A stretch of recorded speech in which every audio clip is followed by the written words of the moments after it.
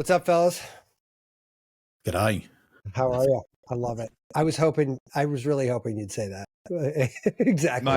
My older one grew up on the Wiggles, Yeah. and she had a hard time saying girl like we do in the States. Girl. That's funny. Daniel, you're in Taiwan right now, or you're in Australia? Where are you at? I'm in Taiwan. So for my friends in Australia, I say I'm just a little bit north of Sydney because they still don't know where Taiwan is. Yeah. Most people say Thailand. I love red curry. I love green curry. Bangkok. I love that. So it's the other Taiwan. Yeah, it's the other. Yeah. It's the other Taiwan. That's okay. We don't know where it is at all. Yeah, exactly. Right. I'm actually like strangely comforted that other countries have this sort of like geographical blind spot. I thought we were the only idiots, but I'm happy to hear that. No, we're the best idiots, though. We're the best idiots. Yes. Yeah. So Daniel, man, I can't wait to just chat you up here, but just to kind of get going, like you got a lot going on over there. Like, how do you end up where you're at? Get us there. Yeah, give us the origin story. Yeah, get us there.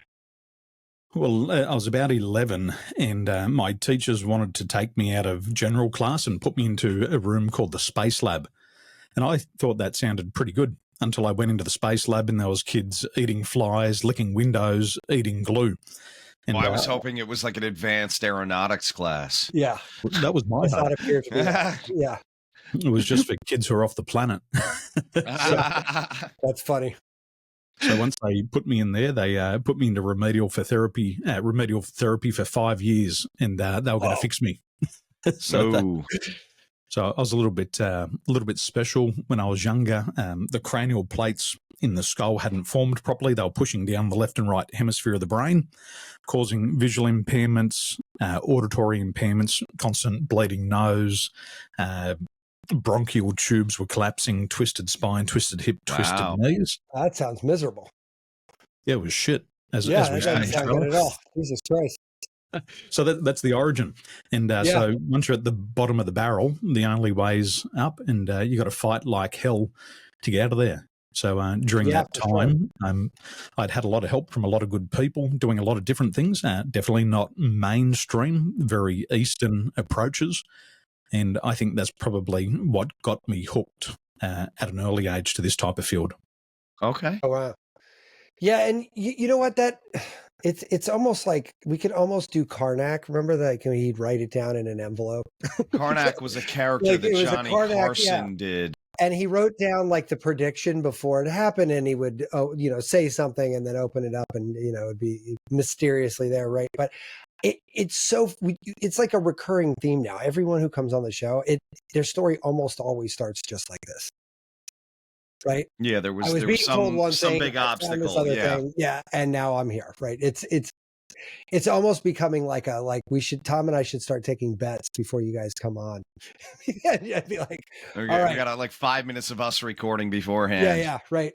Okay, which version of this is this going to be? Yeah, but so okay, so you say you're hooked. What are you hooked on? Well, for me, I remember having experienced my grandfather owned my uncle owned a news agency, and it was called O'Brien's News Agency. And I would go there and I'd make newspapers back in late 90s, early 90s. You'd have to take all these different components of a newspaper and put them together to get your Saturday or Sunday paper. So I'd go do that. I'd earn about $2 an hour. And I remember a lady sitting out the front of the news agency, and she was from the Salvation Army. And I'd walk out there and I'd give her half of my income for the day. I earned $2. I gave her $1. And my mum caught me. She said, "What are you doing?" I said, "I'm just making a donation to charity." She said, "Why are you doing that?" And I said, "I just like to help people."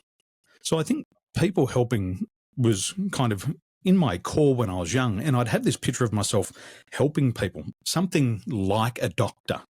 I could imagine myself doing things like a doctor, but not being a doctor. I wouldn't wear the white coat. I wouldn't wear the schmuck, but I was helping people heal themselves. And I could see that at an early age.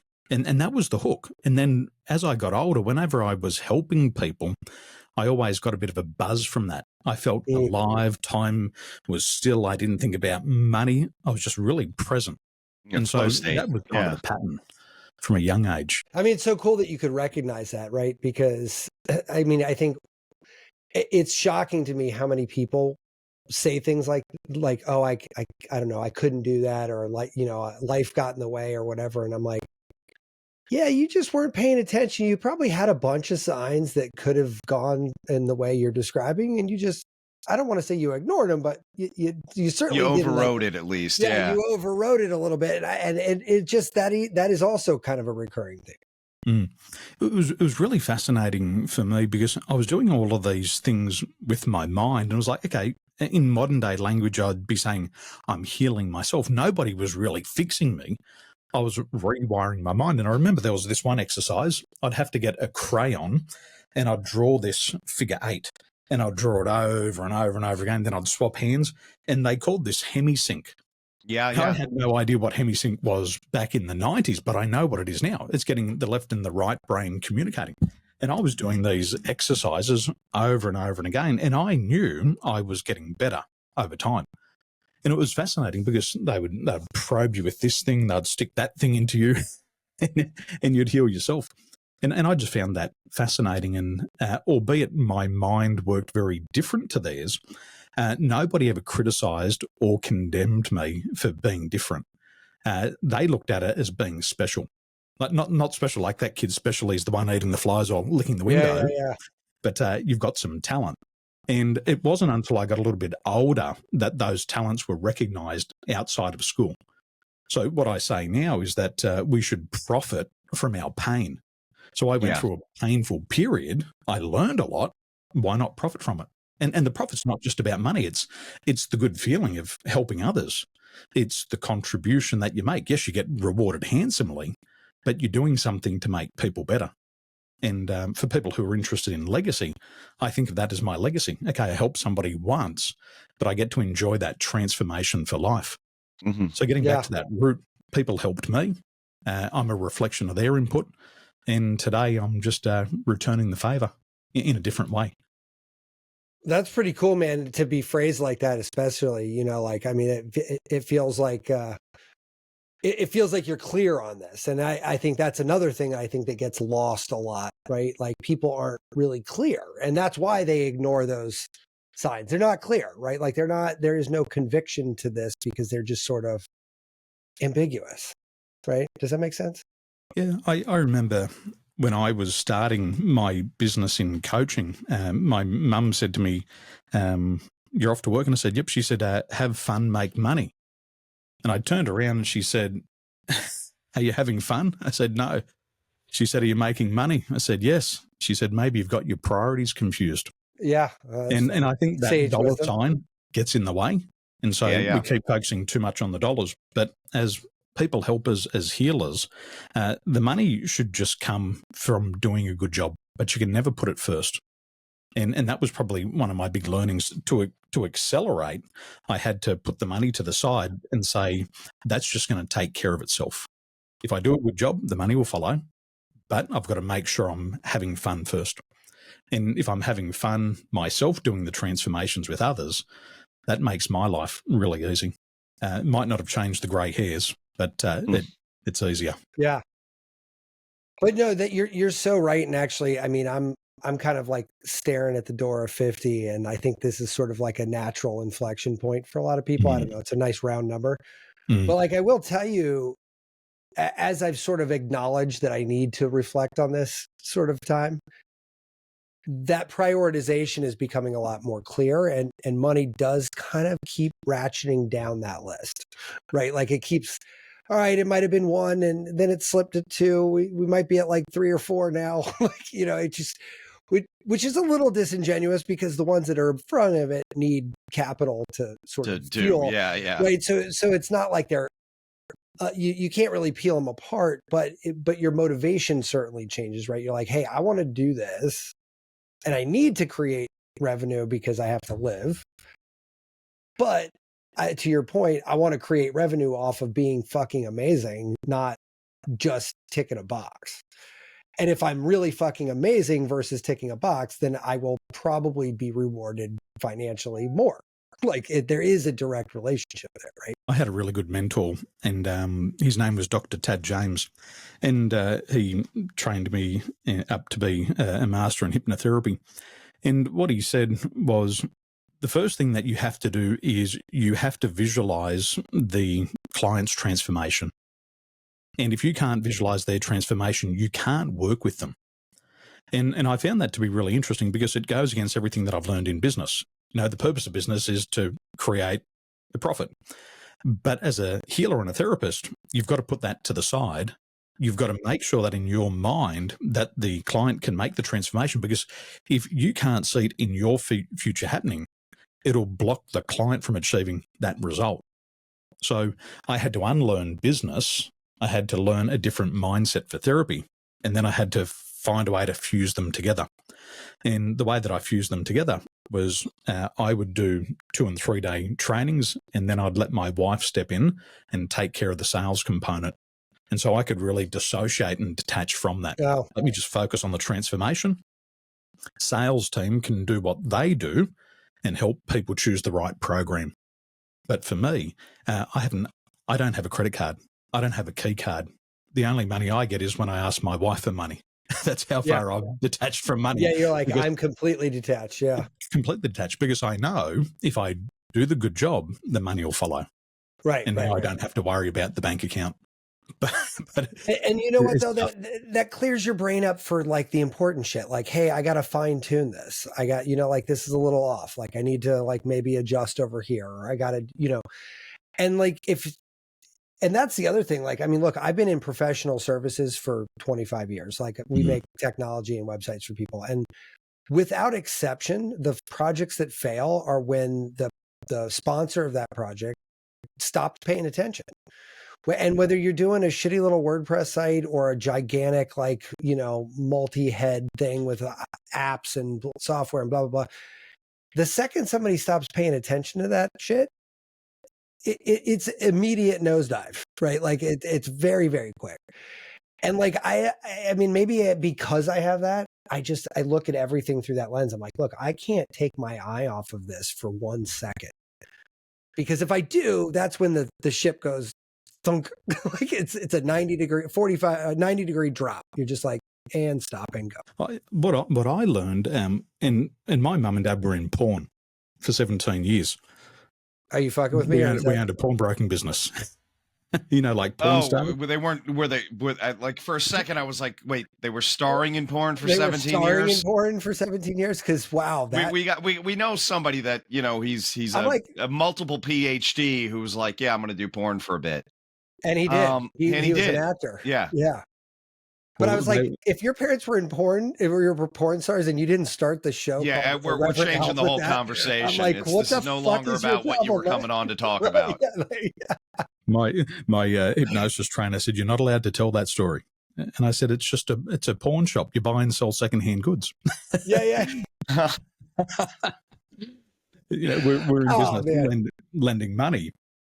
And it's money. That's the conversation that you're having in that environment. It's money, money, money, money out, money in. What my mentor taught me in coaching, he said, you don't need clients. And I said, okay, I don't need clients. He said, no, you only want clients who get results. And I think that's like the websites, Matt, is you only want a client who's going to pay for it and get a phenomenal result, because each client becomes your business card. Sure. And there's a lot of people in our field who take on lots of clients because they need money, but those people don't represent them very well in the marketplace. A lot of businesses, in my opinion, should run 97% off referrals. That's how you scale and grow a business. So you've got to make sure that your clients are so happy that they become loyal, but also raving fans. Yeah, for sure. You've got to speak to Tom, you've got to go to Daniel, and they never mention the money. And based on our research over the past 12 years, in my field, people actually expect to pay a lot of money for their transformation because they've watched YouTube for free. They've read the $7 self-help books. Yeah. And I asked a good friend of mine, Brian Tracy, why is a self-help book $7? And he looked at me and he laughed and he said, because you've got to figure out how to apply it all yourself. And he said, but they should pay you a couple of $1,000s an hour so you help them with the transformation. So in this case, you just got to choose the right people let them transform, and then they don't question what follows. Like a good website, if it attracts people and keeps people's attention, it's worth 10 times more than it is. But that sort of accountability partner, I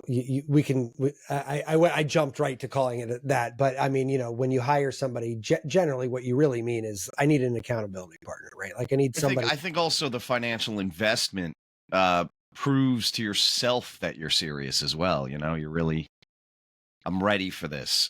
I want to do an experiment for the show, and it involves 90 days of adhering to a workout plan. And I decided literally this morning, I'm like, I'm going to need to hire a trainer. I can't manage my life and manage this objective without having a trainer. So for 90 days, I need to find a trainer. And, I know me, if in 90 days I'm still doing it, they've got a lifetime. It's going to stick. Yeah. Right. But I need to find somebody because I need somebody to just be that partner for me. Like, I just need it. I got too much going on. I need somebody to take control of this for me and help me. Tom, you said something interesting there. What I formulated was one of my first things that I had a breakthrough on the business side of coaching was for people to get a return on investment on coaching, they need to do three things. They need to invest time, and they've got to put time into their transformation. They have to invest financially, and the financial investment is in themselves. And then they've got to put emotion into it. And if they don't put time, if they don't put money, if they don't put emotion into it, they never make the transformation. And I think the money today is the easiest thing. We can throw money at things easily, get a credit card, borrow some money. That's simple. But the time, that's another thing. The emotion is another thing. And if one of those three things aren't present, I find that people don't get the result that they're looking for. It's like I say to some clients, if I gave you a new iPhone 16 and it slipped out of your pocket on the bus and you get home and go, oh, shit, I've lost the phone, you're probably going to go, oh, shit, for a couple of minutes. You're not going to chase the bus down the street. You're not going to go to the bus depot because there was no effort put in to get the iPhone. But if you were like a young kid and you'd save 2 years for that phone, you'd run down the street, you'd be banging on the door of the bus station at 12 o'clock at night, you'd be breaking into the bus depot, going through all the buses to find your phone. Yeah, and that's the difference. You've got to really want it. And things like coaching, there was some statistics came out recently from PricewaterhouseCoopers, and they said that even just really bad coaching, you get a 7 times return on its investment. So you put $1 in and you get $7 back out. But if you get a good coach, like Matt was saying here, you find an accountability partner, the worldwide average is a 42 times return on the investment. $1 I've heard that stat before, and it's fucking jaw-dropping, isn't it? Like, it's fucking nuts. Like, it's beyond rationale. Yeah, I've seen bad coaches, and the client gets wonderful results, not the coach, but the client, because they've invested. Yeah. And that's insane, isn't it? Like 42 times the return. And with these products, it's like your website, like my website. I might build it once. It's one of those shitty WordPress ones, Matt. I might build it once, but I've been getting a return on it for 7 years. 7 years, yeah. Yeah, for sure. And even if I don't change it, it's still going to give me a return. But and it's funny, Tom, in e-commerce parlance, we use a term called ROAS, return on ad sale, right? Uh-huh. And ROAS in a hyper successful ROAS would be anything north of like 4. So to have a 42 time ROAS, it would be considered absolutely bonkers. like it would be. But isn't that like a brilliant sales pitch? Like here, the course might be what, $10,000 or something like that, but 42 times that you're going to expect in your return. It's insanity. For me, I went and had a speaking training, and I paid $10,000 for a 3-day training. And then in the next 100 days, I made an extra $100,000 worth of sales. Wow. And you think it was because of that? It was absolutely because of that. I go back and watch videos of me speaking pre-2016, and I'm speaking out of my nose, hey, how you going? And people couldn't understand me. And people would say, Daniel, it's not your content, it's the delivery of it. It's your voice. and we It's can't your voice, we can't you fucking pay attention schlep. to you. Yeah, it's Yeah. like Americans. Change If your they fucking go to voice, war, they dude. say, "We're going to war." And Right. Australians will say, "We're going to war?" Yeah, And yeah, everybody's yeah. questioning it. Do we want to go? Yeah, yeah, So- right. Well, I for it in defense of Australians, there we should be asking a question like that. We're ready to throw. We can't even find the damn country on a map.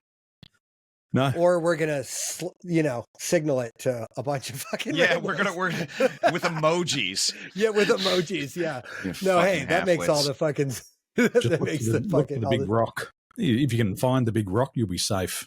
right. You guys must read these articles and think we are a bunch of absolute fucking idiots. I mean, what must the whole rest of the planet think when they read stories like this? I mean, come on. I mean, we are just not bright. I mean, I don't know what to tell you. Oh, Yeah. Aussies, they're not much better. Yeah. We've got some postcode problems. Most of my family were born and bred and still live in the same postcode.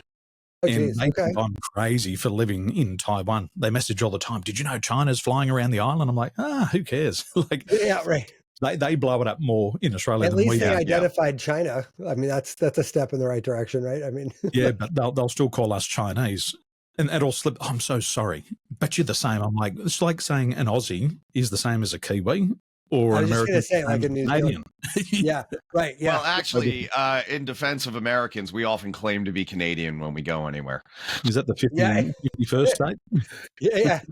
The Yeah, 51st state Yeah. Uh-huh. happens to be how many provinces? Yeah. Man. Anyway, we digress. So I actually I really want to dive into like what you're doing and the work you're doing now. Like what kind of like out of all that, I mean, your path seems pretty clear at this point, but like what got you like kind of where you're at now specifically? Like how And then we got to get to the email you sent us too. Okay. Oh, yeah, and we did that, right? I forgot about that. Well, there's probably a couple of other things that went in before that to fill in the gaps. After I spent my 5 years in remedial therapy, I went back to school and I had Epstein-Barr virus. I had chronic fatigue. And I was sick. I was crook as a dog, and I would sleep maybe 12, 13, 14 hours a day. And I got back to school, and the teacher said, Mr. Tolson, we think you should just stay at home. Don't come back to school. Like, you've got way too much to catch up on. So I didn't really like school because I found it just so hard to understand. And it didn't suit my learning style. So I left, and then the following year I had an accident doing sport, and I ruptured my posterior cruciate ligament, and the PCL's really tough, so it just kind of broke the bone. And I went into rehabilitation for that. Another year later, I tore all the cartilage in the same knee. So I've had another 2 years off, and so I'm falling behind. I go to business college. I'm sick all the time. I kind of recover. I go to a party. I'm mistaken for somebody else. 6 guys tried to beat me up with cricket bats and almost killed me. And so I just had kind of like this run of bad luck. Worked with family, did okay in real estate, started a business, went overseas, lost the business, came home to nothing. And that was 2007. And the only job I could get at that stage was a traffic controller, just with like a stop slow sign. And I was controlling traffic, and I was really having that come to moment time. And I'm like looking at the sky, looking for God, thinking, is this what you've put me here for? Like, with all the things that I've achieved, like I've competed at the extreme games. I've been an Australian champion athlete. I've been a 3-time state champion athlete. And now I'm controlling traffic. Like, hey, I've got to put food on the table. But I thought that was going to be my life. And so I ended up applying for a new job, and I moved to Dubai, and I ended up co-leading a team of 17,500 cabin crew as a senior flight steward with Emirates Airline. And I loved that type of work. And just as I was kind of getting into my prime, my wife had an accident, and on the aircraft, she fell over and she fractured a knee in 5 places. Ooh. And for the next 2.5 years, she was going through rehabilitation. And that's kind of the same times that I was starting my coaching journey. I'm leading, but now I'm learning how to become a coach. And so she went through her own challenge where we got to a stage where she come close to miscarriage 3 times. She really wanted to end her life because of the pain that she was in. And then I had to decide, do I want to work or do I want to see the birth of my daughter? So I kind of had to give all of my career away that I'd been building and start afresh in 2012. And I thought business was going to be easy. But the middle of 2013, I started to have breathing problems. And so I went to the hospital and they said, Mr. Tolson, there's nothing wrong with you. It's like, fucking hell, like I can't breathe. There must be something wrong. They said, nothing wrong with your body. It's all in your head. You better go and see a psychologist. So I went to the psychologist and they said, well, you're depressed. You need to take this medication. And I was really angry because I thought with everything that I knew, I should have been able to fix myself. Out of all the things that I'd been through, this should have been the easiest one, but it was the toughest. So I really had to reinvent myself, lost all my savings trying to start business, and was back into the bottom of the barrel. And it was then I started to look at coaching a little bit differently. And in my first coaching training, I was given this advice. It's great advice. Coach from center. I said, coach from center? What the hell is that? They said, coach from the center of who you are. I said, I don't even know who I am. And I can't coach from there. And they said, well, that's what you got to do. You got to coach from center. And I thought that was the most ludicrous, most stupid thing I've ever heard in my life. And I said, this does not work. Like, you can't go in and say, I'm going to help somebody change your life if I don't even know who I am. So in that period of time, I started to study different modalities. And in 2016, I met a workplace psychologist and she introduced me into personality profiling. And she gave me this personality profile. It took me about 25 minutes to complete. I flew from Sydney to Los Angeles, went down to San Diego, and she took me through this report. And everything that was in this report was me, my behaviors, what drove me, how I think, how I feel, how I act. And I looked at her and I said to my wife, did you rat me out? Have you been giving her the answers? Like, did she record that conversation we had in the bathroom yesterday? And my mind was blown when I realized that there was science behind all of this personality stuff. And so I went down the rabbit hole. And in the following year and a half, I delivered more than 13,500 scientific case studies into emotional intelligence. And I realized that there was a whole science behind coaching.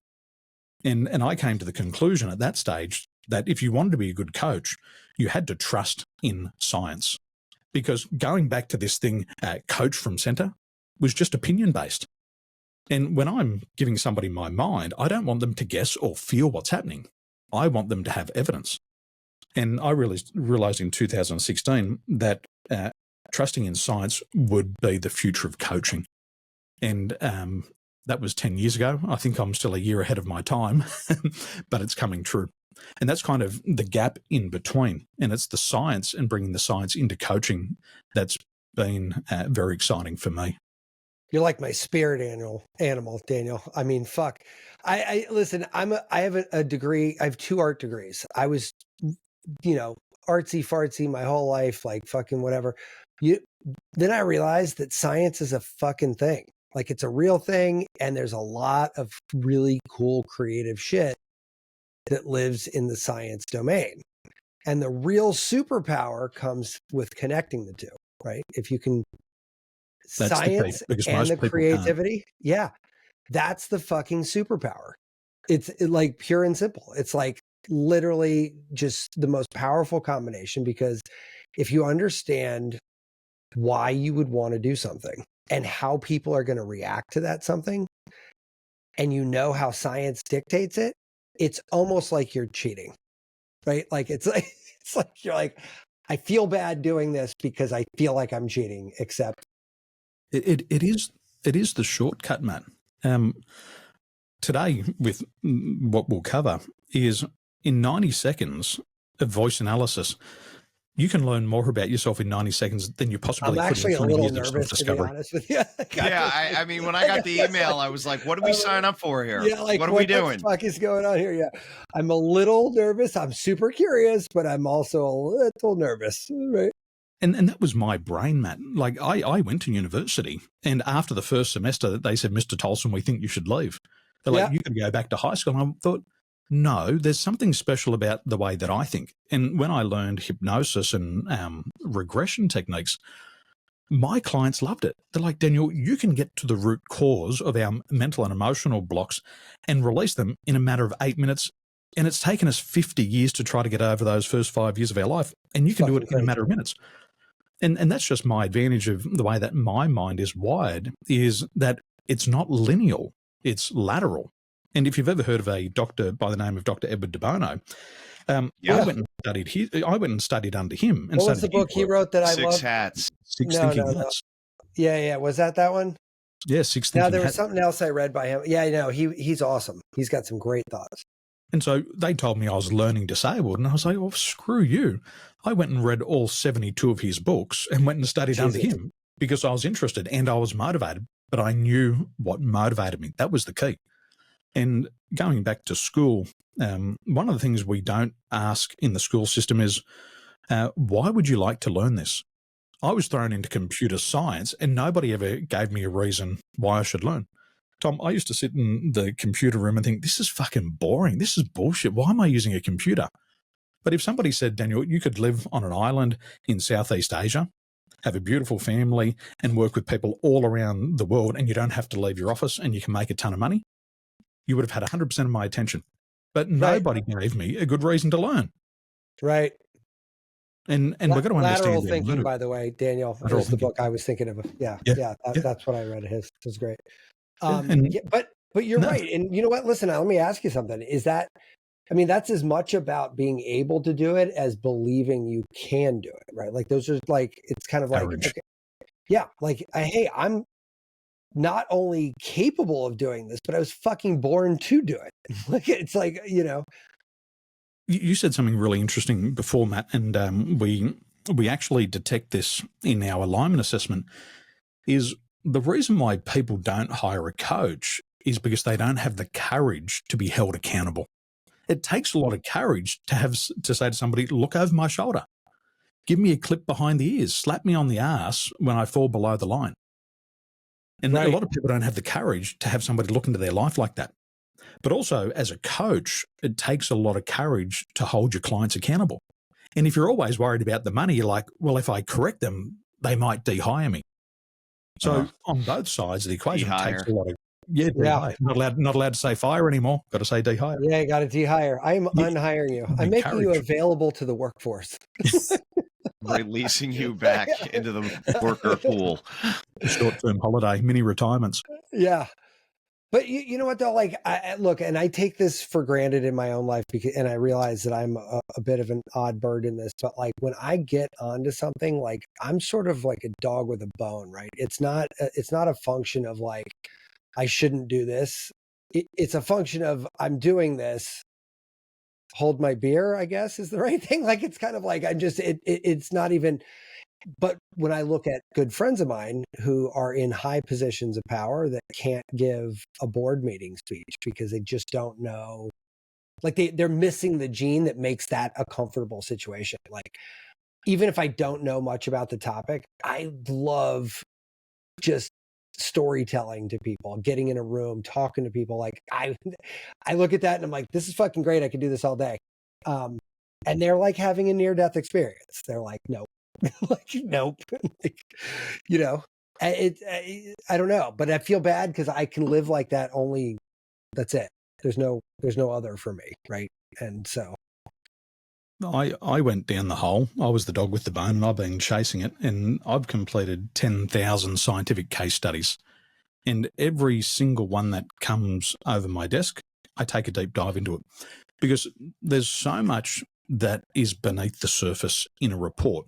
And I like to think of it as like a bi-directional response. How do your behaviors influence what motivates you? And how do your motivators influence your behaviors? We also have other factors like critical thinking. How is your brain wired? And a lot of people think that they change. People don't change. People stay the same. We are programmed a certain way by the gods to perform certain things on this planet.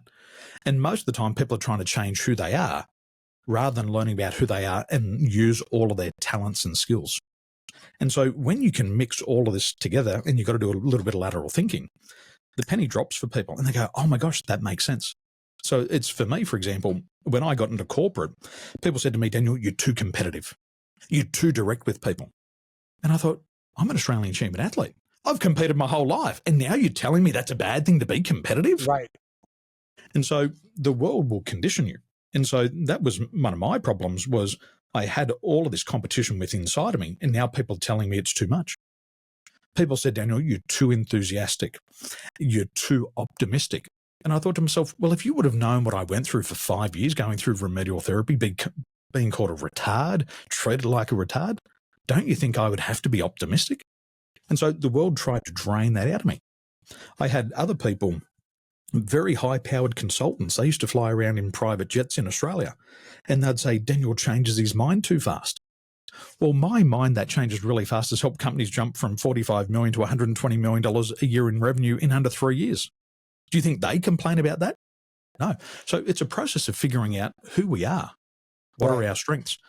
For me, I don't have a highly analytical mind. I have a very intuitive mind. Now, what I learned about that was when I have to go right down into the data of things, I've realized that it's very exhausting for me. I can do it, but I've got to have a lot of energy coming into it. And then I need a lot of time out afterwards.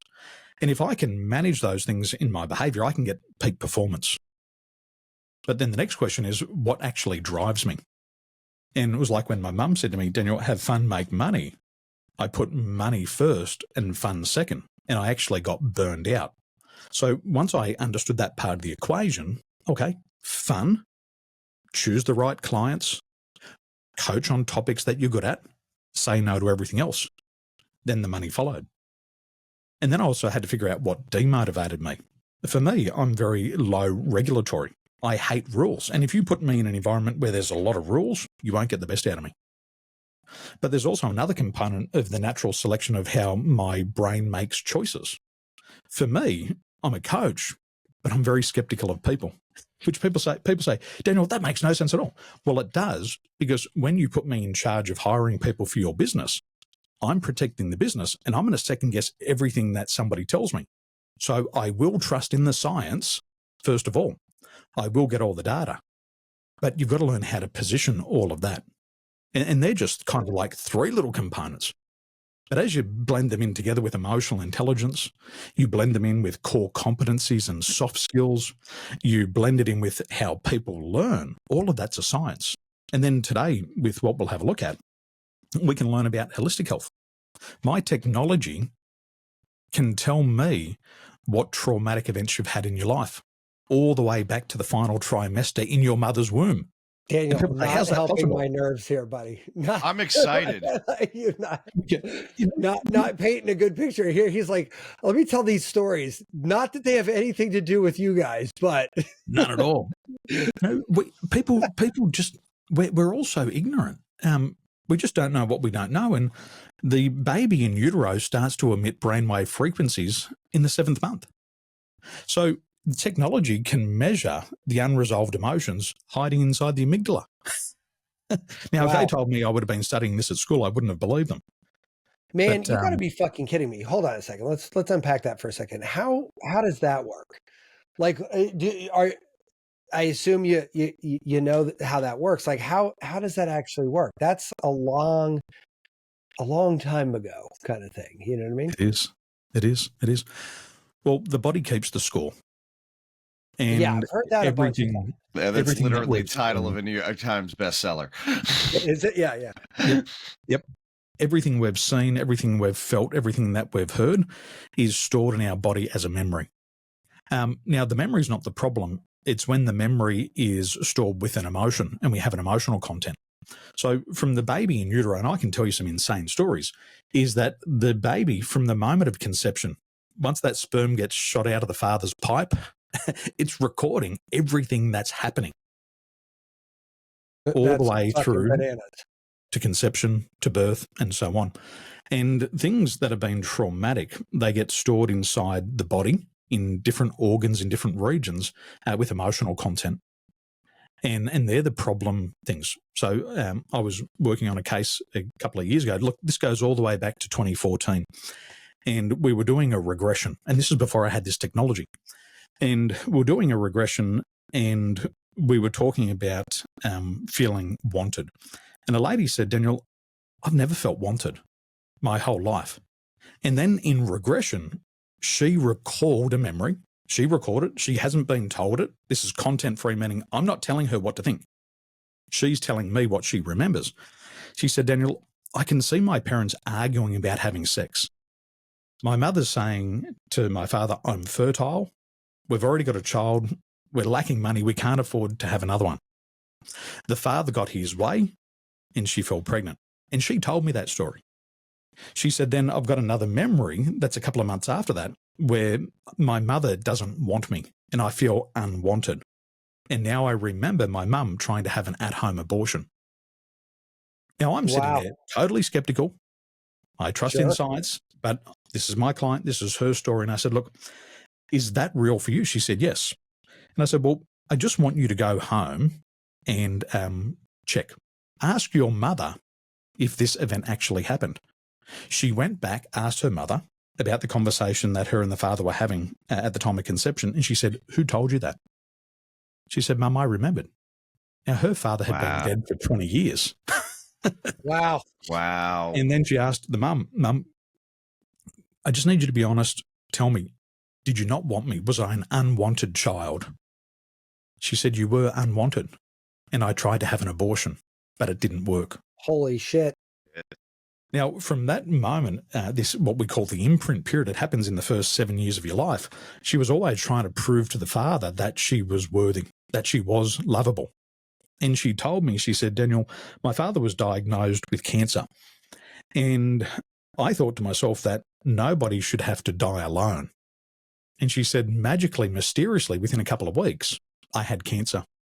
And we were going through this together. You know, the weirdest part about this is that's not the first time I've heard a story almost identical to that where when they peel it back, there's this and the guy who told me this basically said she wanted to have cancer and therefore she got cancer. Had cancer. Yeah. Right. And the second we figured out why she wanted to have cancer in the first place, we clipped that and cancer went away. Like he said, it was basically that simple. And I kind of looked at him like he was a lunatic. I'm going to be honest with you. I was like, come on. I've heard some wild stuff. I heard a lady, she was going through about a decade of artificial insemination. And she said to me, Daniel, I didn't want to have children to this man. I wasn't in love with him. It was a relationship based on, comfort and necessities. We shared a house, we shared bank accounts, everything was easy, but I didn't want his kids. And I said, what did you do? She said, well, I went to a Tony Robbins conference and I met a redheaded personal trainer and I fell in love with him. We had a one-night stand and she said, I knew I was pregnant immediately. And so she got pregnant after 10 years of artificial insemination. That didn't work. Now, based on the research in Christian Science, they have shown that women who don't want to fall pregnant to a particular male, the fallopian tubes will close up during intercourse so the semen doesn't get through to the eggs. I mean, and that's fucking nuts. It's nuts. And so she's now pregnant. She's now feeling guilty and she wants to keep the baby. And she said to her partner, look, this relationship is not working for me. I've got to get on with my life. And he turned around and he said, if you leave me, I will die. Within 2 weeks, he had a tumor growing inside of his brain the size of an orange. Wow. That's crazy. Yep. And then she said, I'll come back to you. Out of guilt, she said, Daniel, the guilt was so strong. She says, it felt like the baby just had aborted within me because of the guilt and the stress. I went back to him and the doctors then said he had a miraculous recovery. The tumors totally disappeared. They had x-rays before and after again. And I've seen wild stuff like that. And it just keeps happening. That is absolutely crazy. There's I feel like we're entering in. We just booked somebody on the show that's got this quantum thing and it tests somatic cells and it has this whole thing, but it basically, it comes up with very similar sort of diagnostic, especially regressive. But what's interesting about that is they said they have a 99% accuracy rate to predict future cancers based on current behavior and topography. Like assume nothing changes. they can predict with 99% accuracy within a 2-year window when you will develop that cancer in your life in a future tense. And they have it with 99% accuracy. Why? He said it's same thing. He said it is an absolute science. We are measuring the distance of electrons to the atom's nucleus, and we know what they mean in certain combinations and blah, blah, blah. I cannot fucking wait to talk to this guy, by the way, but like you saying what you're saying now, you're like in that camp. There's like this like unexplainable science that's really just not wrong, right? Like it's like, we don't know why, but it's just not wrong. And like, that's got to mean something, right? We've known it for years. And when I say years, it's like thousands of years. We have been, as human race, researching human psychology for more than 2,000 years of documented history, all the way back to the Greeks and beyond. And they say that the unexamined life is not worth living. And we all want to live. So what do we start to do? We start to examine our life. Well, how did I get to Daniel at 44? What were those events that preceded that? And then about 100 years ago, without science, they said that if you have 4 to 5 major events in a very short period of time, that could be the death of your spouse, the death of your child. It could be going through a COVID crisis. It could be the loss of your job. If you have a series of events in close proximity, you will develop cancer within 2 to 3 years. And we've known that for 100 years already. And 100 years ago, they were able to cure cancer with sound frequency therapy. And we're only rediscovering it now. And I think that's because business has got in the way. Sure. Yeah, if you're that priority problem, right? Like put money before fun. Well, chemotherapy makes people a lot more money than, a didgeridoo, I guess. Yeah. Like, yeah. Right. Yeah. I mean, this is so weird. You'll see technology that gets banned here. And then, you start thinking you're the conspiracy theorist. Why can't we have rife technology here? Exactly. Stuff like that. Yeah. Like Bobby Kennedy said recently, the most profitable thing to the medical system is a sick child. And so from a business perspective, you want to get people on your subscription and then to stay on it for a long time. And if they're sick, that's a good way to keep them in the business. One of my mentors, Dr. Richard Bandler, he said the problem about the field of neuro-linguistic programming is that for every time we help a client, we lose a client. And that's not a good business model. It's a very fulfilling business model, but it's not a profitable business model, where every time you diagnose somebody with an incurable disease and you tell them you can't heal yourself, you've got a customer for life. And then you can upsell them and downsell them to all your other medications. And that's the problem. And I think we're getting to that stage where we say, you know what? I can heal myself. I'm going to figure it out. And now we're talking. And that's why we're seeing more of it. That's my opinion. Yeah, it's funny. I just talked to somebody about the Keytruda thing. I get apparently, and I haven't fact checked this yet, and if one of you knows, I'd love to get it. But apparently, the Japanese had come up with whatever class of drugs Keytruda is, and it was like $60 a month. Whoever Merck, Lilly, whoever bought it, now that same medication is $15,000 a month, and so basically, like it's basically like a what do you call it? It's not a stem cell, but it's a biologic. Yeah, it's a biologic, right? So, but I'm like sitting there going, yeah, if there's anything, is there anything more capitalist than that, right? Like, I mean, we've got a cure that's essentially free, that has been used for, Daniel, to your point, for a long ass time in Japan. Like, this was not like a brand new thing.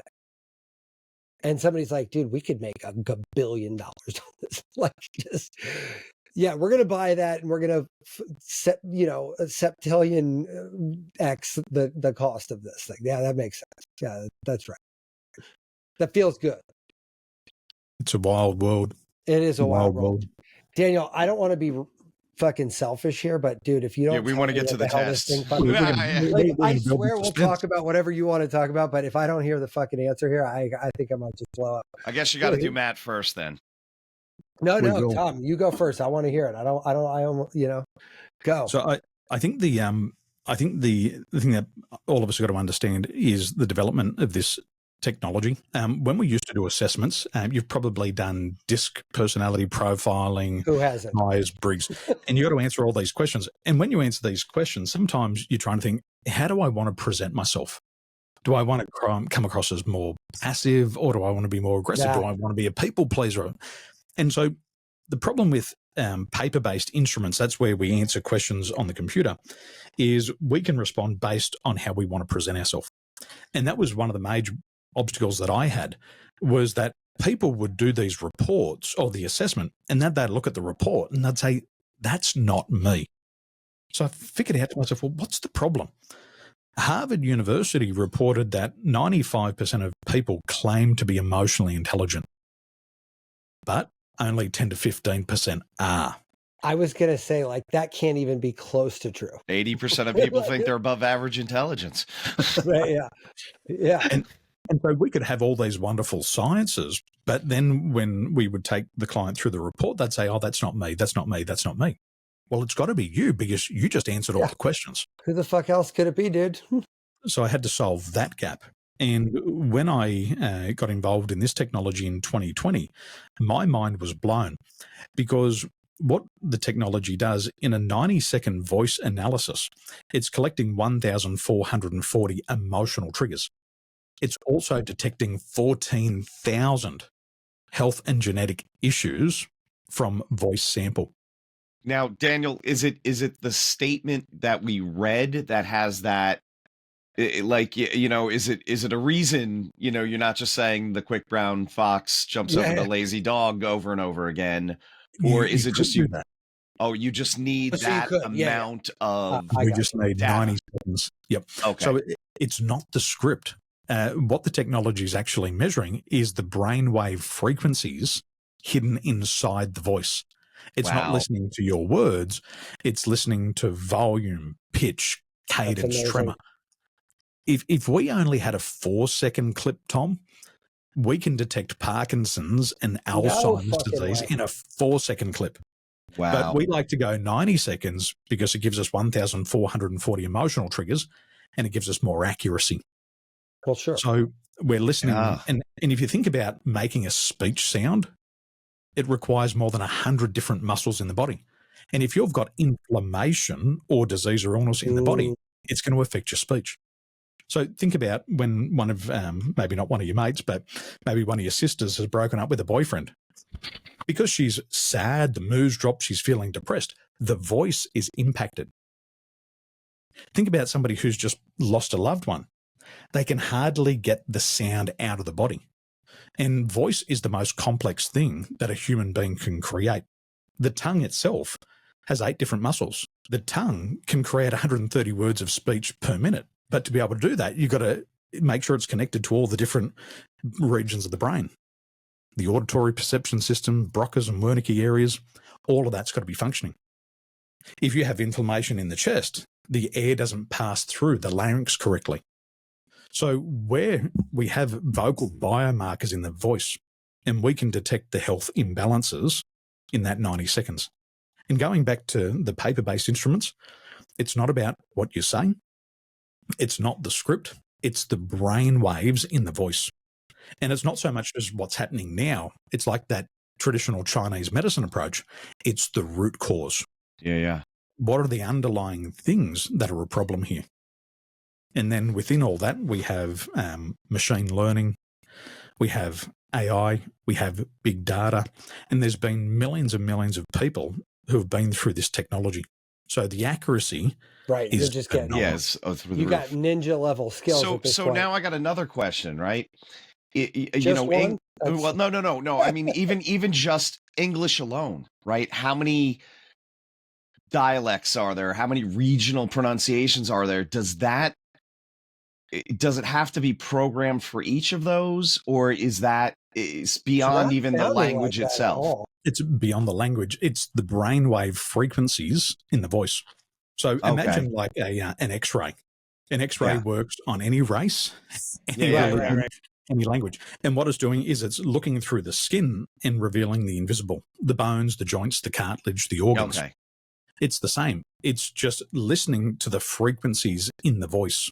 And then based on the algorithm, It can have a look at 14,000 different health and genetic issues. And it doesn't matter what age you are. We've got clients as old as 80. We've got clients as young as 5 years old using this technology. And there's no language bias. If you want to count to 1 to 100 or 100 to 1 in any language, we'll still get the exact same results. This may come as a surprise to you, but you articulate this quite well. Thank you. But because you articulate it so well, it makes it actually all the more frustrating that this wasn't like evident before, because the way you lay it out, it's like, well, no fucking shit. Like that all makes sense at like such a primal level that I'm like, how on earth did we not think about this? Like, I mean, it just feels like almost natural, right? Well, we did this stuff hundreds of years ago. We had a different technology. The technology we used to use was the nose. When you would walk into your doctors in the early 1900s and you weren't covered in cologne and perfume and scented soap, the doctor would use their nose to smell disease. Doctors in the 1800s, I know you're drinking, Matt, at the moment, but doctors back in the 1800s used to gargle their clients' urine to test for levels of diabetes. It's just the technology that's changing. And now, instead of having to put somebody's urine in our mouth, we can just get them a 90-second voice sample. And we can detect. How psyched are you if you're the first medical school class that doesn't have to drink piss anymore? You know, like you're like, oh, thank God that thing's over. I'm sure there's some weirdos that was the whole reason they went to med school. Yeah. Right. There's a name for those people in the nightclubs in Australia. They call them a trough monster. Oh man, it's awful. I didn't need to know that term. They volunteer for it. Okay, so the alignment assessment, we've created 2 tools. The first tool is to detect health imbalances, and we do that through the voice, and that only takes 90 seconds. The second tool that we've created is called the alignment protocol, and it's designed to correct the health imbalances in 15 minutes, but using only our ears. So we're using vibrational medicine, kind of like rife frequencies. So we're getting back to what's the root cause of the problem and how do we solve the root cause of that. My wife yesterday, she's doing a Masters of Psychology program at Arizona State University. And she was working with an elderly lady in our community. And she's been really stressed because she's retired, but she's got a son who's gambling away all of her life savings. And recently, the only way to get more money out of her life savings was to hospitalize her son to get some insurance money. But as soon as he got the insurance money, he started to gamble again. So you can imagine the type of stress she's under. She completed the 90-second voice analysis, sat down with my wife for 5 minutes, and the first thing that we noticed in her report was her sleep was very poor. Also, her level of anxiety was very poor. And those things have a bidirectional response. Right. So we identified sleep and anxiety problems, and then we gave her the alignment protocol. The first night she used it, she listened to it for 15 minutes. She passed out and slept for 8 hours. And so if we can solve sleep problems, first of all, with our client, then they can start to heal themselves. So there's just 2 tools. The tool that we'll have a look at today is the alignment assessment. And Tom, should we put Matt in the hot seat first? Go ahead. Yeah. Okay. Now, I've got them on my Well, it depends. Who's worse? Yeah. Who's more fucked up? Who's more messed up? And then go with the other. Yeah. What we're going to look at today, okay, we'll say Tom. Okay. Tom first. Yeah. And we'll build the suspense for Matt. We're going to look at 4 key areas of health. We're going to look at physical health, emotional health, spiritual, and mental health. Do you want me to share the screen? Yeah, sure. You certainly could. Yeah, sure.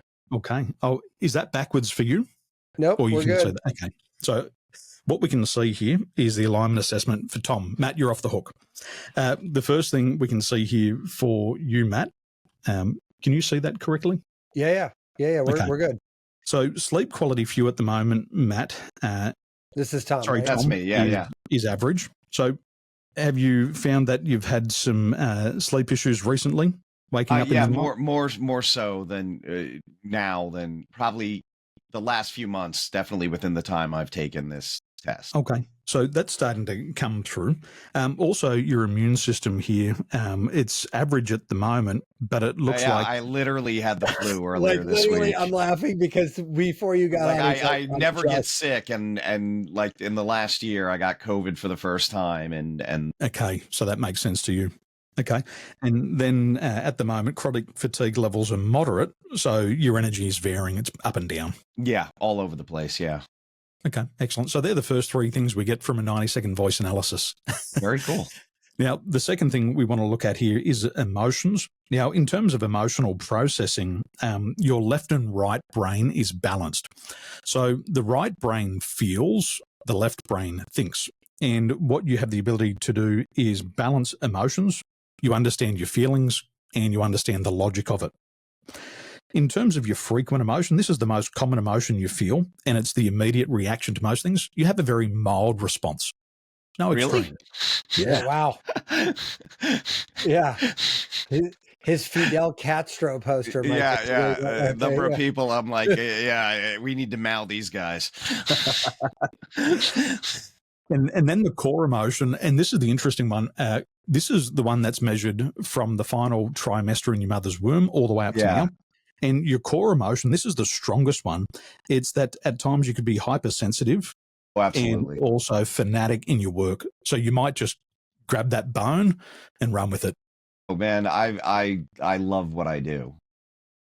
Yeah. Absolutely love what I do. Yeah, I'd say that's pretty accurate That's from an interesting, outside man. looking in. Yeah. It's really interesting. In terms of hypersensitive, how would you describe that for yourself? Somebody says something, even if it's just like, even if it's a mildly positive comment, I'm going like, oh, they're just saying that. They're just saying that I'm not worth this. I'm not that good. You know, and God forbid somebody else kind of give you some constructive criticism. I'm like, you just want to, are you just going to hit me in the face right now? Is that what You you're? can, but you're also pissing down my throat at the same time. Thank you for that. What have I ever done to you? Yeah. Oh man. Good. Now, that's the strongest all the way back to childhood. Do you remember some childhood experiences where you were more sensitive than others? Well, absolutely.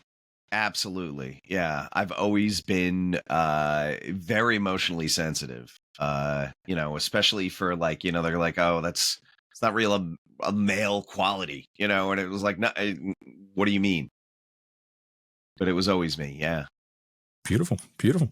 Okay, the next component we're going to have a look at is mental health. So anxiety levels of moderate. So for you, you'll be sometimes anxious, but for you, you can manage anxiety quite well. Does it sound true for you? I'm just so goddamn used to it. I was just gonna say, like, I feel like Tom has given into this component. I'm like, look, this he's is just like literally, if I smoke too much weed now, I'm like, all right, we've been down this road. yeah. I'm like, yeah, no one's coming for you. Yeah, We've been here, you know, Yeah. but yeah, absolutely. I'm high anxiety, but like, I'm still here, you know? So let's have a look at the bidirectional response here. So if we go back up to emotional processing, Yeah. what happens is when you experience anxiety, you'll check the facts and you'll check the feelings and you'll automatically self-correct.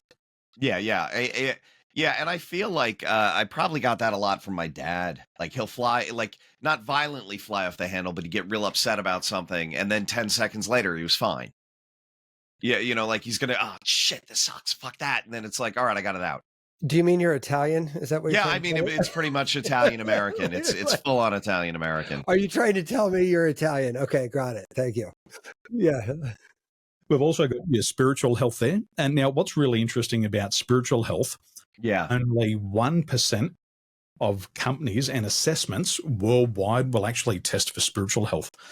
And the reason why I wanted to test this specifically is because when we went through COVID, one of the things that I realized is that a lot of people lost meaning and purpose in their life, or they started to look for meaning and purpose. And so for me, when I looked at creating this alignment assessment, I wanted to just go beyond personality and emotions and have a look at spiritual health, because I think we're in a time of an awakening now.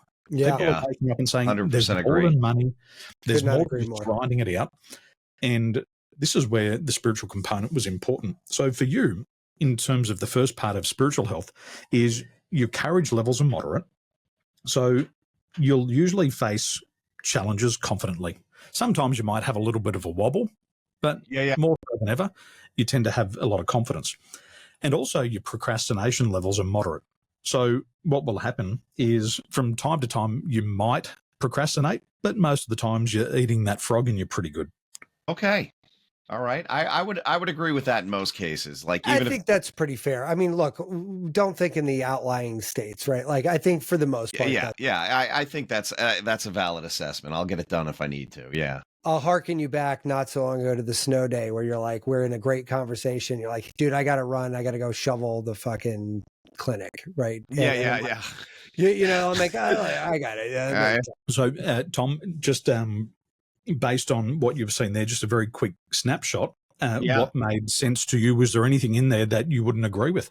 No. I'm kind of surprised that moderate was the word, because I normally think I'm more excessive, like there's balance there, but the pendulum swinging so far to the left and the right all the time. Mm-hmm. So what you've got here, we look at three things. We look at performance boosters, performance blockers, and things that balance it out.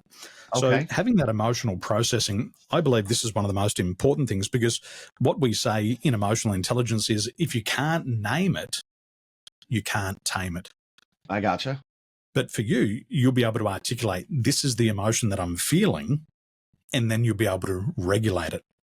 And so in the world today, people are trying to regulate their emotions, but they have a limited emotional vocabulary. But for you, the emotional processing here, the left and the right brain is working together. And if it comes to procrastination, you'll know the things to procrastinate on, and the other things you'll go for it. It's like for me, Tom, I've been procrastinating on a Rolex for 6 years, and that's a good thing to procrastinate on. Yeah. But the other things in business, I'll do because I've got to have it done. Yeah, I gotcha. So that's yours. Now, I'm just going to throw a little bit of burley in the water and give you a bit of a tease. We can also have a look at the 7 energy centers inside of your body, and we can see the energy in each of your chakras. Now, Tom's got a PhD in Chinese medicine. You just like totally gave him a boner. Well, there we go. So that's Ayurvedic. Yeah, I get it, but this is really amazing though. Because my limited knowledge, I'm assuming on the far right is the root chakra, right? The red one, correct? Yep. Yeah. I would, without knowing the finer details in that, because I can't really make it out on the screen, I would probably say that's accurate. What do you know about your root chakra? And then I'll fill in the blanks for you. So like, just because that's a little bit lower, right? That is my connection to the ground. That is, that driving force. Stable. Yeah. Yep. Did you have some disruptive childhood experiences? No, I literally had a mental health care worker go like, look, you have this thing where you don't want to let anybody down. And he goes, were you let down a lot as a kid? I go, I was never let down. And he goes, oh, that's the other way this goes. He's like, basically like, you don't want to let people down because you'll interpret it as failure. So, but yeah, please go. Your root chakra as well. You said you were sick recently. Yeah, I mean, like, This is the first day I'm upright. I don't know if you heard me mute the mic and go cough a few times during the show. What's up with his third eye shot like situation? Why is that thing off through the charts? My pineal gland is wide open. Yeah. Do you have some out of body experiences at all? Do you have some lucid dreaming? No, unfortunately, but look, I've been trying all that stuff. I'm very interested in that. Why is my solar plexus chakra suck, huh? Is that the yellow one? The yellow one. The yellow one. Solar plexus is related to confidence. But it also, okay, that tracks. Wow. That fucking hurts, huh? Hit me right in the chakra. like, oh my God. Wow. Ain't that a chakra punch, huh? Fuck. Right in the solar plexus, man. Oh, man. it It would have been a lot less funny if it was any other chakra than that one. I'll be honest. I mean, honestly, you know, and guess where I feel it when I feel like I've lost my confidence right there, you know, doubles me over. Yeah. Tom, I'll let you in on an insight. We had 250 business people go through what we call a mind report, a little bit different to the alignment assessment, where we're looking at the energy centers in the body. And I would say Pareto principle was true. 80% of all business people, their solar plexus chakra is low. And really, what we see is that they get into the business. And if we have a look at your pattern here, see how you've got a lot of energy in your crown, your third, and your throat. A lot of times they do a lot of study. They are constantly acquiring information and they're living in their head. But when it comes to actually putting boots on the ground and taking action, it's the confidence that blocks them from moving forward. And we assessed 200 business leaders, 80% were all blocked in the solar plexus. Wow. Now, we say that's a once-off. My wife just educated a group of 400 people in Taiwan. 312 went through the mind report. And again, probably 90% of people's solar plexus chakra was underactive. And this has been a massive shift that I've observed during and after COVID. Wow. Before they were higher, but after COVID. So I don't know if it's to do with vaccine-related injuries or the way that the world is, but the solar plexus energy is depleting. And we kind of get this feeling, and it's happened to me too, is we feel like a victim. We get a bit of victim's mentality and our confidence gets impacted. I can see that 100,000% being a completely valid way to explain that. I was thinking imposter syndrome a little bit, you know, which like, is kind of a lot of leaders are like, how the hell did I get here? You know? But I think to Daniel, to your point, when you go through something like COVID that was basically like ego shattering in just about every measurable way, right? Like, you know, you that tears a human down 7 ways from Sunday, as they say, right? We were victims. We were victimized. Right. Yeah. When you go through that, it's like kind of illogical to think that you'd come out bouncing through a, you know, gorge of roses and unicorns, right? Like it doesn't feel like that's where you'd probably end up, you know? 100%. Okay, Tom. And that's just the beginning. There's another one that I have. It's called the emotional blueprint. And the emotional blueprint maps out significant emotional events from the final trimester of the mother's womb all the way up to now. And in traditional psychotherapy, what they say, it takes 50 years to get over the first 5 years of your life. Yeah. What we're finding with our customers, once they see their emotional life journey, they look at it and go, that's where my dad walked out. That's where my mother got remarried. That's where I fell pregnant and lost my first child. That's when I had a stroke. And they will point it out. And in terms of self-discovery, they start to understand what's created the person they are today. Oh, now I get who I am. And it happens in a matter of moments. I had a gentleman come to me. He had psoriasis. His hair's falling out. He's got blotches all over his skin. He's developing vitiligo on the lips and the tips. And I said, are you stressed? Oh, I'm not stressed. And I said, well, is your body stressed? He said, I don't know.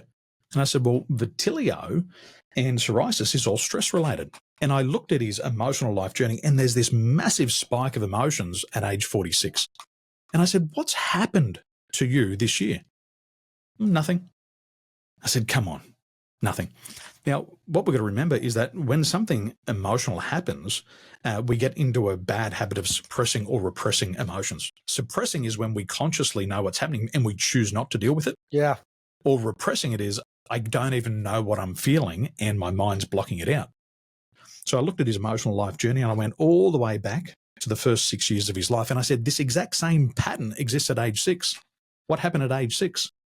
He said, oh, nothing. I said, well, talk me through it. He said, well, my dad left me and my family and I've never seen him ever again until I was 46. Jesus. And I said, can you see what's on the screen? That's when he walked out. This is when he came back in 40 years later and he went, Oh, yeah. And I said, is that normal? How did you respond? Oh, I just thought it was normal.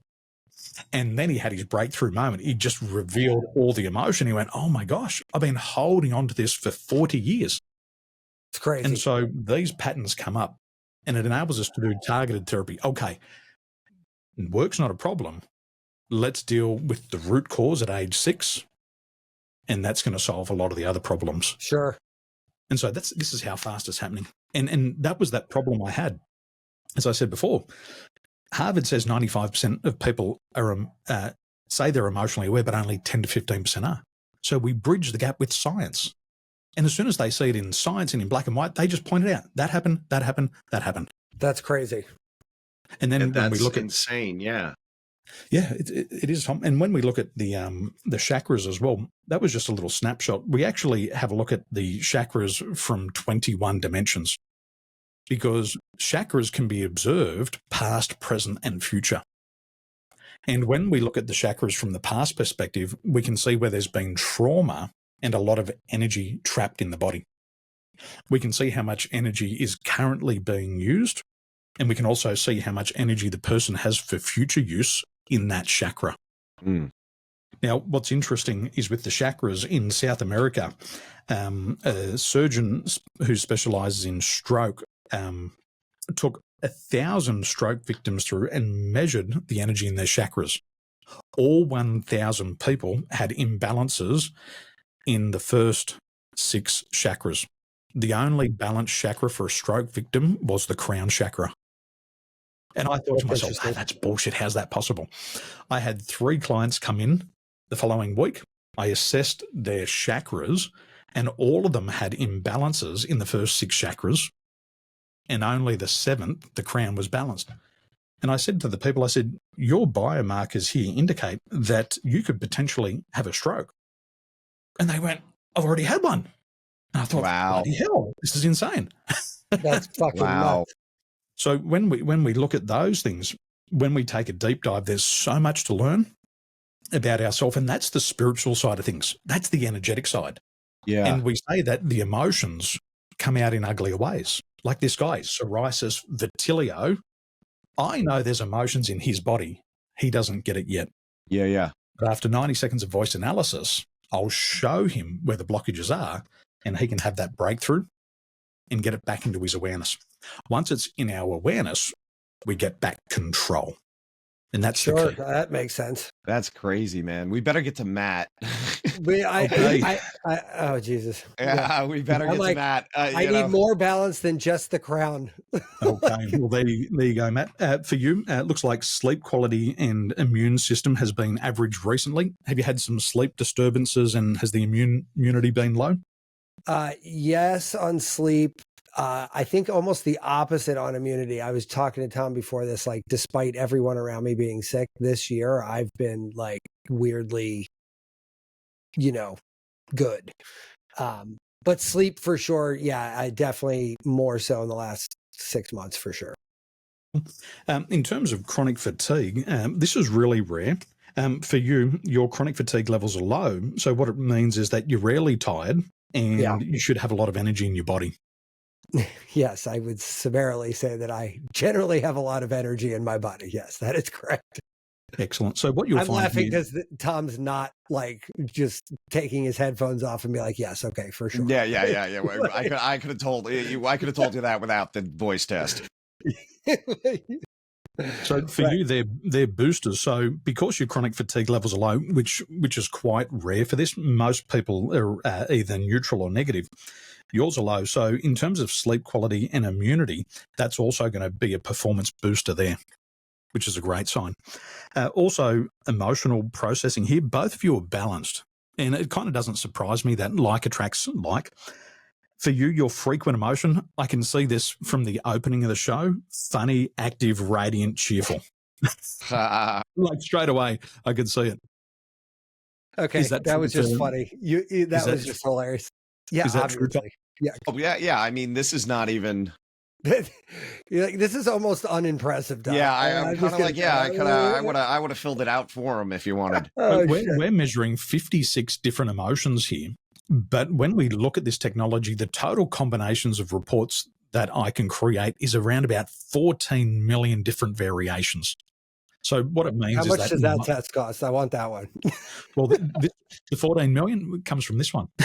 Yeah. Really? I'm like, how do I get that one? Yeah. Yeah, 14 million different variations. And when I say to people, we can look at your holistic health. If you had to go to see a specialist to discover your holistic health in all these areas, you'd have to go and see at least 6 or 7 different specialists. No doubt. It'd take hours and weeks of your life, I've and then probably you'd have done to all of spend those. thousands of dollars. I've done all 3 of those things. Yeah. Now, your core emotion here, possible life fears. Now, that's an interesting one. That's the strongest intensity and comes from childhood memories.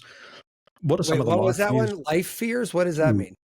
Possible life fears. So, in terms of a life fear, it could be different for others. Some people are afraid of being taken advantage of.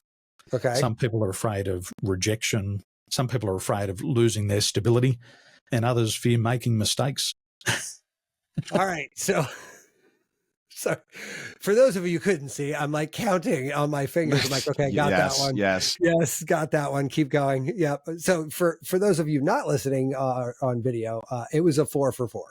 We are, as they say, batting 1,000. Okay. So your emotional health is really good there. You're balancing as well, and your chronic fatigue levels are low. Now, in terms of a bidirectional response, is that there's an old saying, fatigue makes cowards of us all. So when we have low levels, high levels of fatigue, it's hard to balance emotions. So you've got a bit of a superpower here where your chronic fatigue is low and your emotional processing is balanced. So that's going to give you some really healthy personality traits. When we look at mental health here, we can see anxiety is high. So it tells us the red one? That's the red one. Yeah. Often anxious and difficult to manage. What are some of those things that you lose sleep over? What worries you?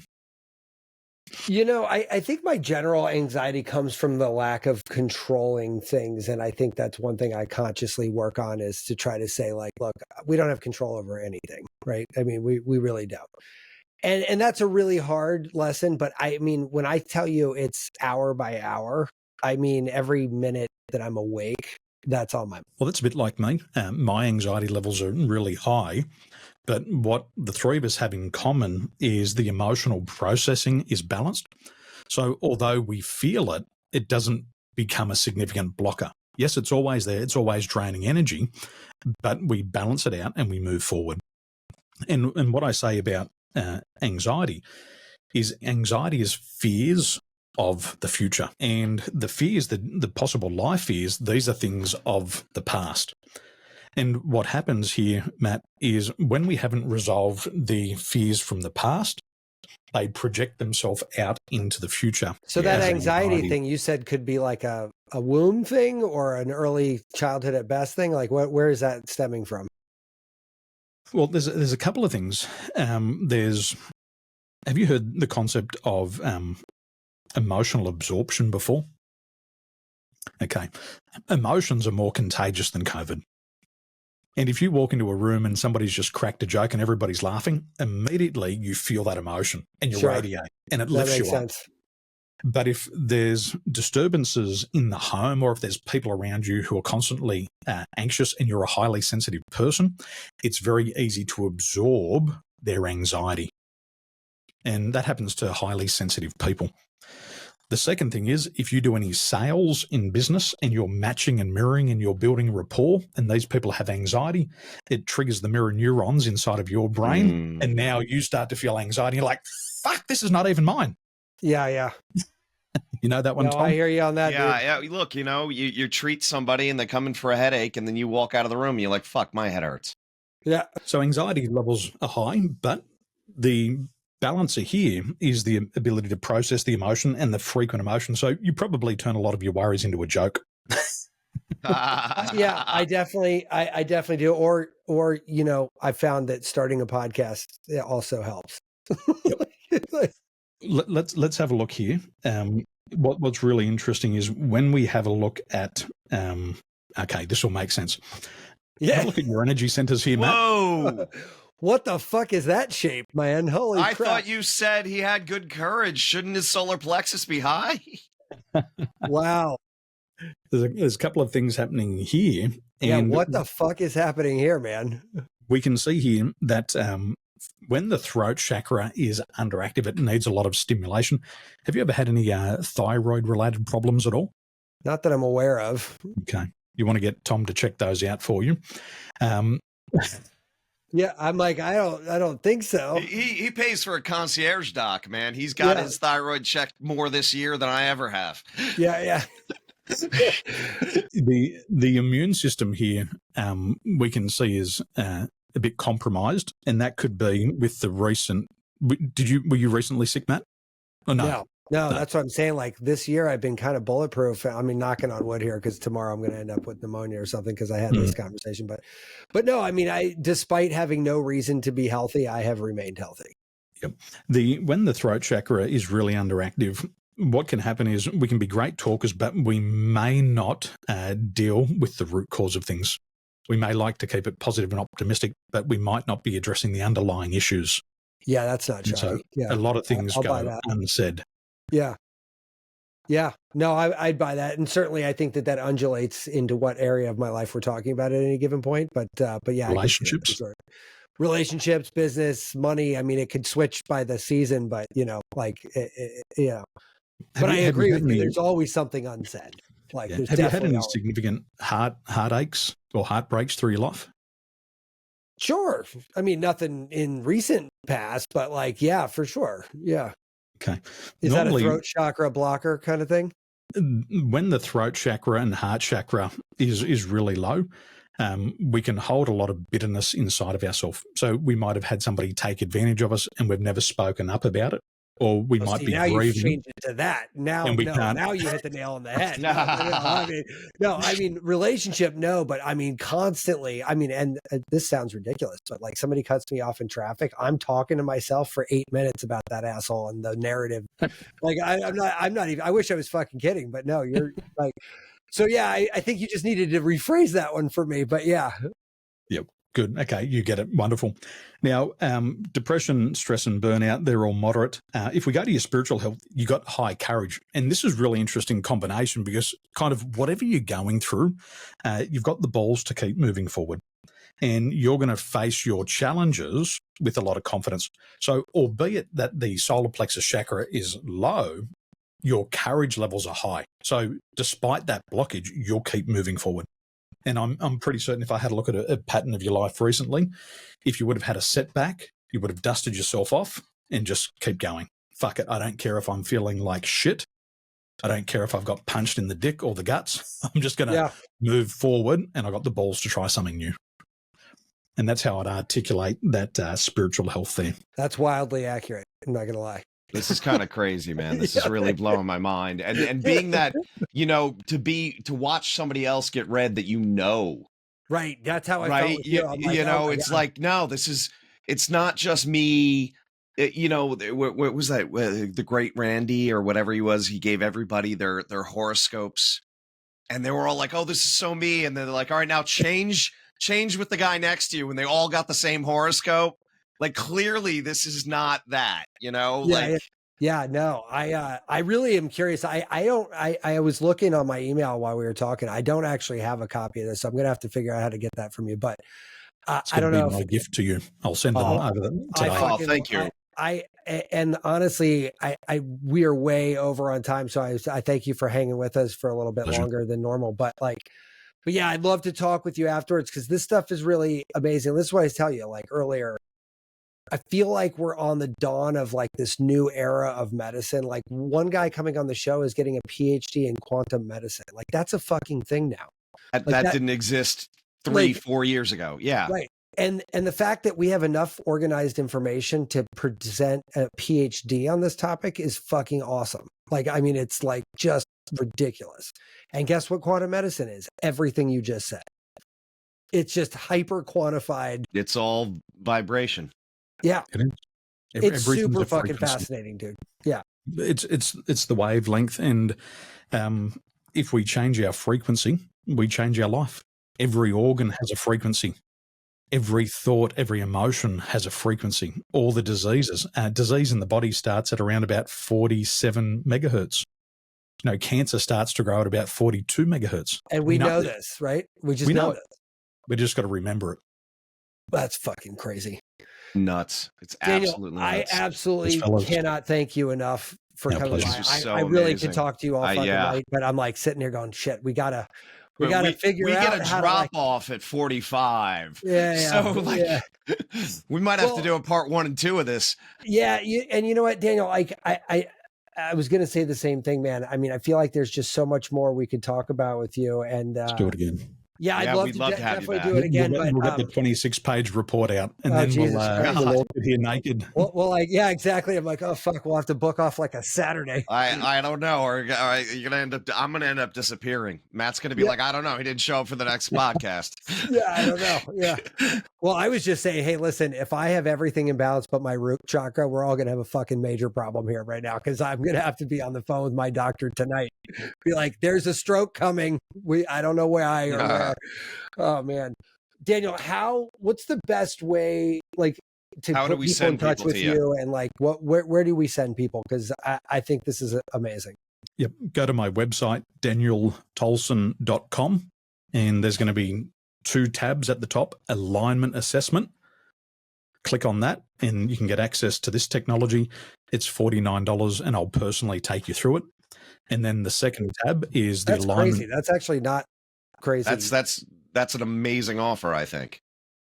We wanted to price it there because we want everybody to have better health. And my wife and I believe that everyone wants better health. Sure. And everybody's got $50 in their pocket to be able to improve their health. And so you can get that off the website, and I'll personally take you through. And then there's the alignment protocol, and that's our vibrational medicine, our quantum healing. And anything that we discover in the alignment assessment, we can correct with the alignment protocol. Oh, fantastic. Amazing. That's awesome. So yeah, DanielTolson.com. I really, it's awesome, man. I love it. And we're going to post links to all this stuff on the show page. So, well, listen, man, I thank you so much. I really just appreciate you spending time. I'm a little stunned. I know. I was kind of quiet this whole one, and I'm like, no, man, he's saying some good stuff. Yeah, it was cool, man. And it's, we learn something new every time we do the show, obviously, but it's kind of rare to have. Tom and I've done this a bunch, and it's rare to get us speechless, right? That's sort of one of those hard to do things where we're like, yeah, this is new territory. I don't know how to process this. Yeah. Matt, I made a decision last year, and I said to my team, I said, if you want me to have a conversation with somebody on a podcast, that first of all, they've got to take the alignment assessment. And when the majority of people get that email from me, they're like, I ain't doing that. So I don't want to talk to them, because for me, it's meaningless. And it gets me back to where I started my coaching journey. Coach from center. Yeah. How much have you learned from a 90-second report? If I know that about myself, it makes me a better coach. Sure. And when I know it about you, I know my limitations, and I can guide you. And so I say to people, 100%. If you want a conversation, I'll do it. But most people don't like to look at themselves in the mirror. But for you gentlemen, you're so open and raw and real. And that's what I believe leadership is. You're incredible leaders, and you're vulnerable. I think a part of the reason Matt and I are doing this is to learn how we function. Right? Yeah, we want to share knowledge. We want to have conversations like this, but at the end goal, there's a little bit of selfish, how we fucked up and how do we fix that? Yeah. Yeah, And what I realize is that there's no end to this. Like Tom said in one of our earlier episodes, you've never gone to the gym and lifted all the weights. Right? You know what I mean? You'll never lift all the weights. Yes. You'll never lift all the weights. Got healthy. Yeah. Yeah. It's it's just a journey. Right. And I hear about stuff like this, and it's actually the other side of my brain. You talked about left and right brain earlier. The creative side of me is what we talk about on this show, but the analytic side is what makes my mortgage payment get paid when I'm building the high-end tech. And so hearing something like this lets both of those sides sort of make love. I'm ready to run upstairs and be like, honey, you got to do this thing. Yeah, you got to do this. You got to do this thing. I need to send it to my kids. Meanwhile, she caught the flu last in the household, so she's probably already dead to the world. Yeah, for sure. So what you want to do is go in and have her do a 90-second. I need you to wake up, honey. I know you can't breathe, but right now. I Yes. need you to say this. She's like, here's something for you. Go fuck yourself. Do I have to say that for 90 seconds? Can I do that? Yes, you can. If I wake her up, she's going to be yelling at me for more than 90 seconds. Tom's just recording it. He's like, almost there, honey. Keep going. I wonder what that would look like. How the chakras would be affected if I'm getting screamed at the entire time. Oh my God. That's hilarious. Oh man. Gentlemen. Daniel, listen, buddy. I will. I'm serious. Let's do this again. In the meantime, thank you so much. We'll guide everyone your way. Absolutely amazing. Thanks, Matt. Thanks, Tom. Thank you. All right, brother. Take care, guys. Enjoy. Be subversive, irreverent. Health is wealth, but you knew that. Everybody knows that. But so is following us on social media at Irreverent Health. And check out our website for more exclusive content at irreverenthealth.com. Oh, I like this. Thanks for tuning into this episode of Irreverent Health.